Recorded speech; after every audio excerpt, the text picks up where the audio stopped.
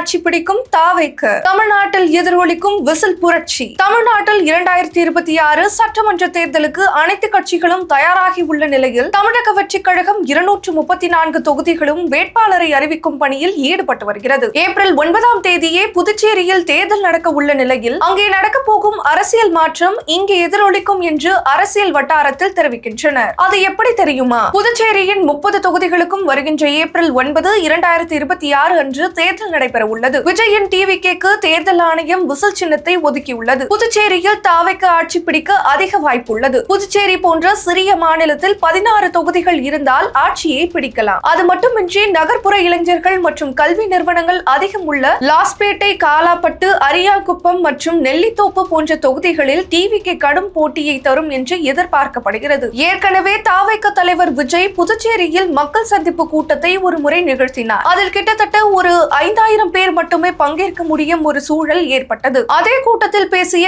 ஆதவர்ஜுனா அவர்கள் புதுச்சேரி தேர்தலுக்கு முன்பு மாபெரும் பொதுக்கூட்டம் ஒன்று நடைபெற இருக்கிறது என்று தெரிவித்திருந்தார். இந்த நிலையில் தமிழ்நாட்டு தேர்தலுக்காக வேட்பாளர்கள் தேர்வு செய்து கொண்டிருக்கும் பணியில் இருக்கக்கூடிய விஜய் அவர்கள் மிக விரைவில் புதுச்சேரியில் போட்டியிடும் வேட்பாளர்களையும் முடிவு செய்து அறிவிப்பார். வேட்பாளர் அறிவிப்பிற்கு பிறகு புதுச்சேரியில் மாபெரும் பொதுக்கூட்டம் நடைபெற்ற பிறகு தேர்தல் பரப்புரைக்கு பின்பு தாவேக்கு புதுச்சேரியில் மிகப்பெரிய ஒரு எழுச்சியை ஏற்படுத்தும் என்று எதிர்பார்க்கப்படுகிறது. மேலும் புதுச்சேரி தேர்தல் முடிந்து சரியாக 14 நாட்களில் ஏப்ரல் 23ஆம் தேதி தமிழக தேர்தல் நடக்கிறது. புதுச்சேரியில் வாக்குப்பதிவு நாளன்று விஜய்க்கு கிடைக்கும் பிரம்மாண்ட வரவேற்பு தமிழகத்தில் உள்ள 234 தொகுதிகளிலும் ஒரு பாசிட்டிவ் அதிர்வை உருவாக்கும் என்று அரசியல் விமர்சகர்கள் தெரிவிக்கின்றனர். தமிழ்நாட்டை பொறுத்தவரையில் தாவேக்கு கட்சியின் தலைவர் விஜய் பெரம்பூர் தொகுதியில் நேரடி போட்டியிட வாய்ப்பிருப்பதாக சொல்லப்படுகிறது. அடுத்ததாக தாவேக்கு கட்சியின் பொதுச் செயலாளர் என் ஆனந்த் டி நகர் தொகுதியிலும், தாவேக்கு கட்சியின் தேர்தல் மேலாண்மை பொதுச் செயலாளர் ஆதவர்ஜுனா வில்லிவாக்கம் தொகுதியிலும், தாவேக்கு மரிய வில்சன் ஆர்கே நகர் தொகுதியிலும், தாவேக்கு கொள்கை பரப்பு பொதுச் செயலாளர் அருண்ராஜ் ஐஆர்எஸ் திருச்செங்கோடு தொகுதியிலும் போட்டியிட வாய்ப்பிருப்பதாக உத்தேச பட்டியல் வெளியாகியிருக்கிறது. ஏப்ரல் 9ஆம் தேதி நடக்க இருக்கக்கூடிய புதுச்சேரி தேர்தல் வாக்குப்பதிவு இளைஞர்களிடையே